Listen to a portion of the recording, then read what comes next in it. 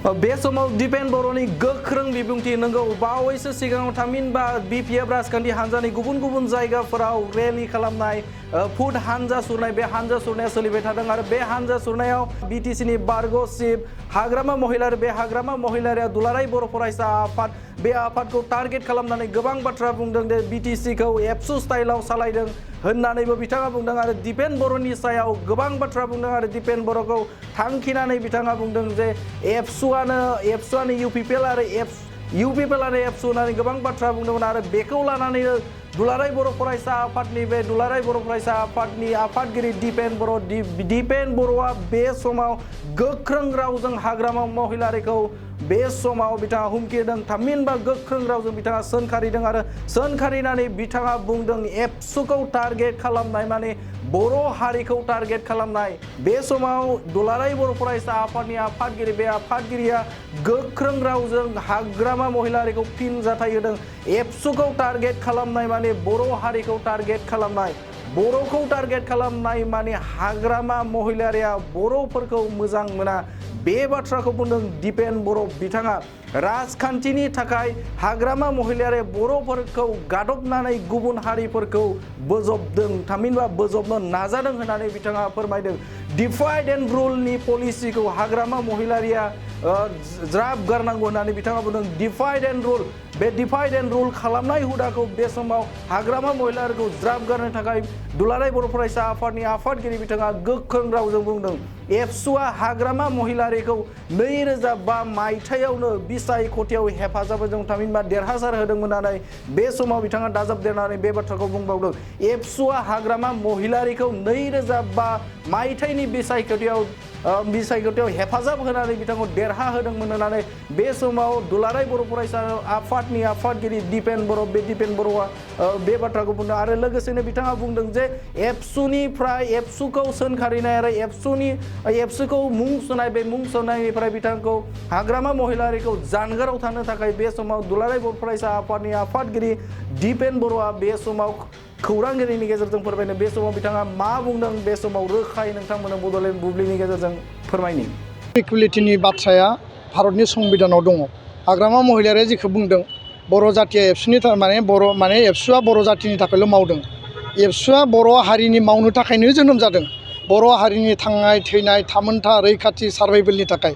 आरो बिनि मट'आवनो दङ इउनिटि सार्भाइभेल एन्ड प्रस्पेरिटि दा बेखौ गारनानै जों बोरै थानो हायो बिनि मिनिङा बे नङा जे जों गुबुन हारिखौ नायनो बायो बिनि मिनिङा बे नङा जे जों गुबुनखौ माने मोजां मोना जों गासैबो हारि माहारिखौ लानानै बै समाव आदिबासि सेबा समिति आरो आथिखालाव गासै हारि माहारिफोरखौ लानानै बेयाव माने माइन'रिटियानो जा मेज'रिटियानो जा गासैबो हारि माहारिखौ लानानै जों हाबा मावदों दा बेखायनो बिथाङा जिखौ बुंदों बे जाबाय मोनसे बिभाजन सृष्टि खालामनानै माने पलाराइज खालामनानै राजखान्थि भाबै बिथाङा लाब जानाय मोनसे समाव बुंबाय जे एबसुआ आलादा रायजो दाबिग्रा एबसुआ पृथक रायजो दाबि खालामो बेखायनो एबसुजों रावबो थानाङा आंजों फै आरो दिनै बिथाङा दिनै खालामफैबाय जे एबसुआ बर' जातिनि थाखायल' सानो बेखायनो एबसुजों रावबो थानाङा आरो एबसु बायदि आफादा जातिनि थाखायल' सानग्राखायनो नोंथांमोना एबसुनिफ्राय गोजान जा बे माने एबसु आरो नन एबसु माने बर' भार्सेस माने गुबुनारि मोनसे माने डिभाइड एन्ड रुल पलिसि खालामनानै राजनितिक भाबै बिथाङा लाबालाबखौसो लानो नागिरनायखौ जों नुदों दा बेखायनो गोदो बर' ना बर' सृष्टि जाबाय दिनै बर' ना बर' गैलिया बबे पलिसिजों बिथाङा दिनै खामानि मावनो बावनो बबे पलिसिजों बिथाङा दिनै माइलेजखौ लाबावनो बेखौनो नागिरनानै मोनाखै बेनिखायनो बिथाङा एबसुखौ टारगेट खालामदों एबसुआ बिथांनि गादि बेसेनो थाङाखै बिथांनि माने नोङो माने बिपिएफनि आफादगिरिखौबो जों सेनो थाङाखै खिन्थु एबसुआ बेखौ 2005 सनाव राजा बानायदों 15 बोसोराव बिथाङा सासन खालामबाय रायजो राजाफ्रा नुबाय बुजिबाय आरो बिनिफ्राय आरो बाखि गैलिया दा बेखायनो बेबायदि डिभाइड एन्ड रुल डिभिजन खालामनाय बेबायदि पलिसिखौ ज्राब गारनांगौ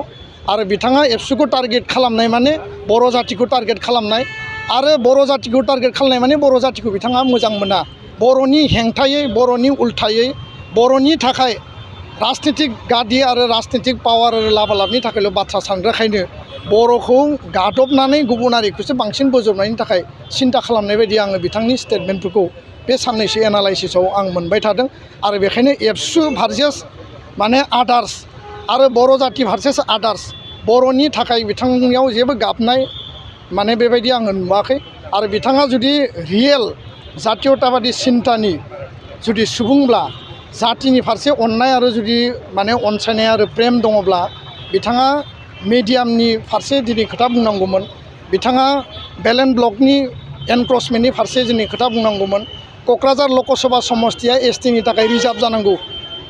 माने इलेक्सन कमिसन अफ इन्डिया फैबाय बिनि फारसे बियो टुबो शब्द बुङाखै दा बिथाङा बर' जातिनि फारसे बेसेबां दायबद्धता दङ बेसे अननाय दङ ना गादि आरो पावारनि थाखायल' बिथाङा गुबुनखौ माने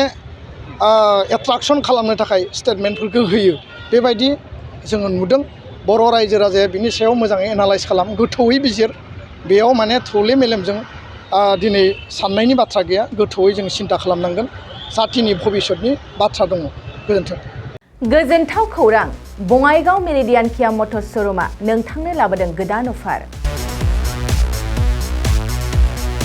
मेरिडियान किया मटर्स श'रुमाव नोंथाङा खम बेसेनावनो किया कम्पानिनि गुबुन गुबुन मडेलनि गोदान गारिखौ लानो हागोन बेनि अनगायैबो मिथिनो गोनां बाथ्राया बेनोदि किया कम्पानिनि 2022 मडेलनि गारिखौ गासै 40,000 रां रेहायाव मोननो हागोन बेजों लोगोसेनो बे श'रुमाव जेखिजाया कम्पानिनि गोजाम गारिखौ सोलाय-सोल' खालामनोबो हागोन दासान्दि बे अफारा सोलिगासिनो दं मेरिडियान किया मटर्स श'रुमा सा बङाइगाव साफागुरि रड आगराला देहा फाहामसालिनि साखाथियाव थानाय महामाया हटेलनि अपोजिट साइडआव दं